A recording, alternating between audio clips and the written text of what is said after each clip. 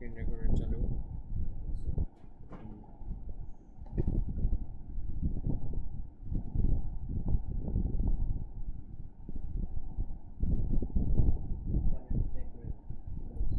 আসসালামু আলাইকুম ওয়া রাহমাতুল্লাহি ওয়া বারাকাতুহু। আলহামদুলিল্লাহ।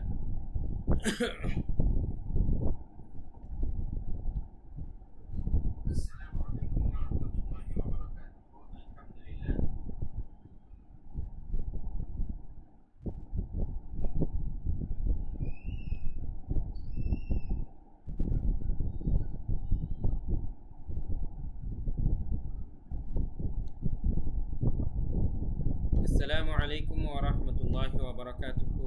সবাই কেমন আছেন প্রিয় শিক্ষার্থীবৃন্দ?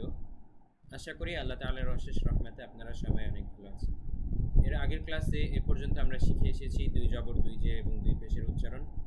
এখন আমরা দুই জবর, দুই জের, দুই পেশকে কাজে লাগিয়ে শব্দ কিভাবে বানান করতে হয় আগের মতো করেই শিখব। প্রত্যেক প্রকার থেকে প্রথম কয়েকটা আমি বলে দিব, তারপর এগুলো আপনারা বলবেন। বুদ্ধি পাইছি। এই যে একই জিনিস দুইবার রিপিট করার থেকে এরকম করলে ভালো হয়, যে একরকমই তো এখানে অনেকগুলো শব্দ আছে। একরকম যেগুলো প্রথম দুই তিনটা আমি বলে দিব, পরেরগুলো ওদেরকে জিজ্ঞেস করব।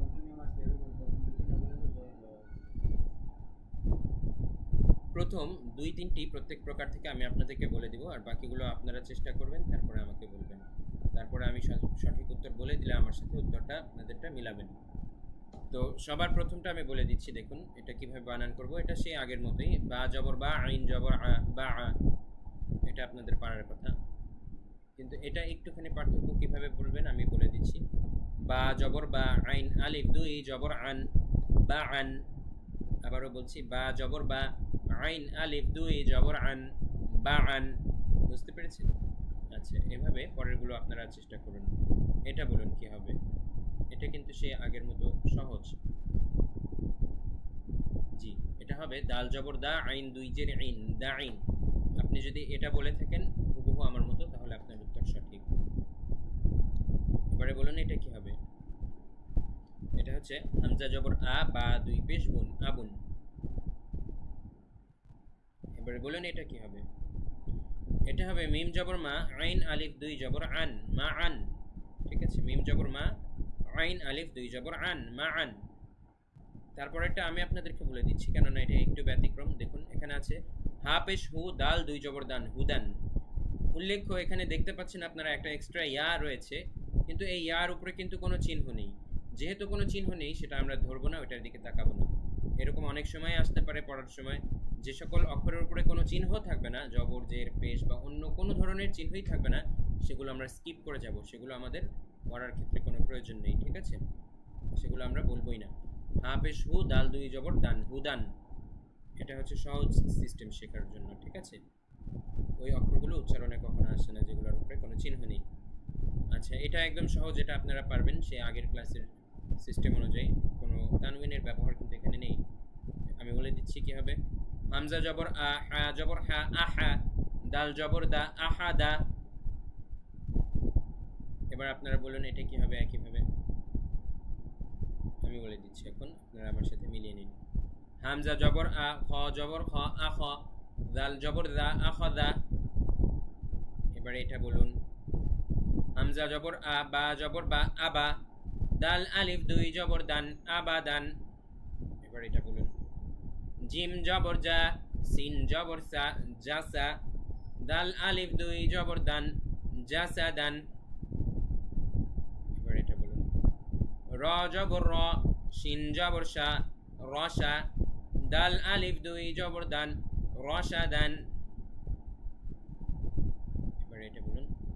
হামজা জবর আ, রাল জের দি, আদি। নুন জবর না, আদিনা। এবার এটা বলুন। এটা হবে র জবর র, ফা জবর ফা, রফা। কফ আলিফ দুই জবর কন, রফা কন। ঠিক এভাবে বলবেন। এবার এটা বলুন। হা জবর হা, র জবর র, হার। সিন আলিফ দুই জবর সান, হারসান। এবার এটা বলুন। এটা হচ্ছে জিম জবর জা, মিম জবর মা, জামা। আইন জবর আ, জামা। এবার এটা বলুন। হা জবর হা, শিন জবর শা, হাসা, র জবর র, হাসার। এবার এটি বলুন। এটি হচ্ছে জিম জবর জা, আইন জবর আ, জা আ, লাম জবর লা, জা আলা। এবার এটি বলুন। শিন জবর শা, ক জবর ক, শা ক, ক আলিফ দুই জবর কন, শা ক কন। এবার এটি বলুন।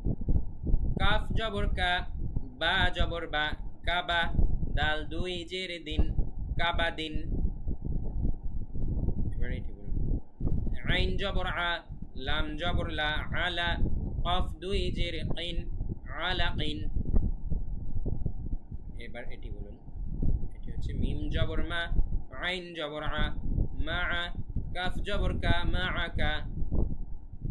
এবার এটি বলুন। কফ জবর ক, দাল জবর দা, কদা, র জবর র, কদার। এবার এটি বলুন। কাফ জবর কা, ফা জবর ফা, কাফা, র জবর র, কাফার। এবার এটি বলুন। ওয়াও জবর ওয়া, লাম জবর লা, ওয়ালা, দাল জবর দা, ওয়ালাদা। এবার এটি বলুন। ত জবর ত, বা জবর বা, তবা, কফ দুই জের কিন, তবাকিন। এবার এটি বলুন। এটি হচ্ছে লাম জবর লা, হা জবর হা, লাহা, বা দুই জের বিন, লাহাবিন। এবার এটি বলুন। এটা হচ্ছে মিম জবর মা, সিন জবর সা, মাসা, দাল দুই জের দিন, মাসাদিন। আমরা প্রায় শেষের দিকে আছি। এটা বলুন। আইন জবর আ, মিম জবর মা, আমা, দাল দুই জের দিন, আমাদিন। এবার এটি বলুন। জিম জবর জা, হা জবর হা, জাহা, র জবর র, জাহার। এবার এটি বলুন। সিন জবর সা, র জবর র, সার, কফ জবর ক, সারক। তো আপনারা প্রত্যেকটা হরফ আমি ঠিক যেভাবে উচ্চারণ করলাম হুবহু এভাবে বানান করার প্র্যাকটিস করে ভালো করে আয়ত্ত করবেন। ভালো করে মুখস্থ হয়ে গেলে পরে আপনারা পরের ক্লাসের জন্য উপযুক্ত হবেন।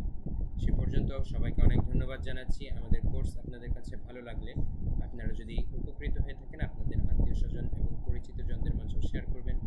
সে আশাবাদ ব্যক্ত করে আজকের ক্লাস এখানে শেষ করছি। আসসালামু আলাইকুম ওয়া রাহমাতুল্লাহ।